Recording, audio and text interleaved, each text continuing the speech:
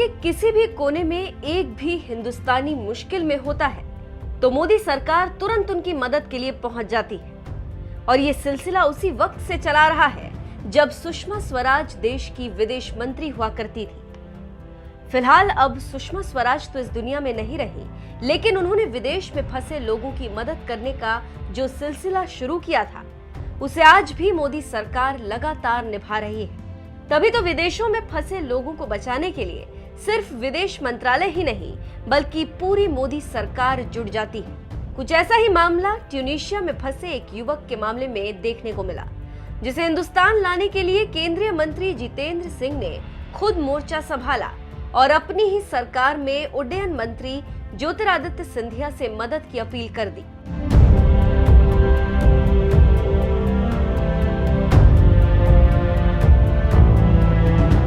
दरअसल जम्मू के रहने वाले रमन कौशल का बेटा आदित्य ट्यूनीशिया में किडनी की गंभीर बीमारी से जूझ रहा है, लेकिन ट्यूनीशिया की एयरलाइंस उसे भारत नहीं पहुंचा पा रही क्योंकि उसके पास फ्लाइट में उस तरह के चिकित्सा उपकरण नहीं हैं जो इतने लंबे रास्ते में मरीज की देखभाल की जा सके। उन्हें लगता है कि अगर बीमार शख्स को इतना लंबा सफर करना पड़ा तो उसकी जान को खतरा हो सकता है। यही वजह है कि केंद्रीय मंत्री जितेंद्र सिंह ने खुद अपने स्तर से कौशल परिवार की मदद करने का फैसला किया और एक ट्वीट में उड्डयन मंत्री ज्योतिरादित्य सिंधिया से गुहार लगाते हुए लिखा, मुझे रमन कौशल का पत्र मिला है। इसमें लिखा है कि उनका 35 साल का बेटा आदित्य किडनी की गंभीर बीमारी से पीड़ित है। वो भारत में आकर उसका इलाज कराना चाहते हैं। ये सारे लोग जम्मू के रहने वाले हैं। उनकी इच्छा है कि वो अपने परिजनों के पास आकर आदित्य का इलाज कराएं। लेकिन ट्यूनीशिया से भारत का सफर लगभग 14 घंटे का है और इस सेक्टर में केवल विदेशी एयरलाइंस ही काम कर रही है। वो इस तरह के मरीजों को लाने ले जाने से गुरेज करती है क्योंकि उन्हें उसकी मौत का अंदेशा हमेशा बना रहता है। हमने उड्डयन मंत्री सिंधिया जी से बात की है और उनसे निजी तौर पर इस मामले को देखने की गुजारिश की है। मेरा ऑफिस भी युवक के परिवार के टच में है। हम अपनी तरफ से बेहतर करने की कोशिश में लगे हुए हैं।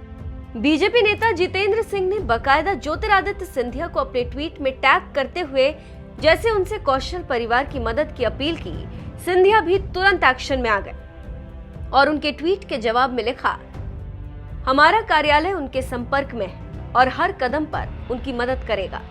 उनकी यात्रा की औपचारिकताओं और प्रक्रियाओं को सुगम और तेज करेंगे। सिंधिया के दखल के बाद ट्यूनीशिया में फंसे युवक की वतन वापसी संभव हो गई और फिलहाल वो तुर्की एयरलाइंस से भारत लौट रहे हैं।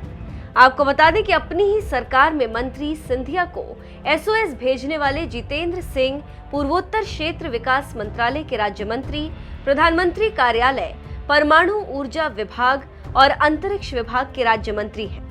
वो साल 2014 के चुनावों में जम्मू और कश्मीर की उधमपुर लोकसभा सीट से भारतीय जनता पार्टी के टिकट पर सांसद चुने गए थे।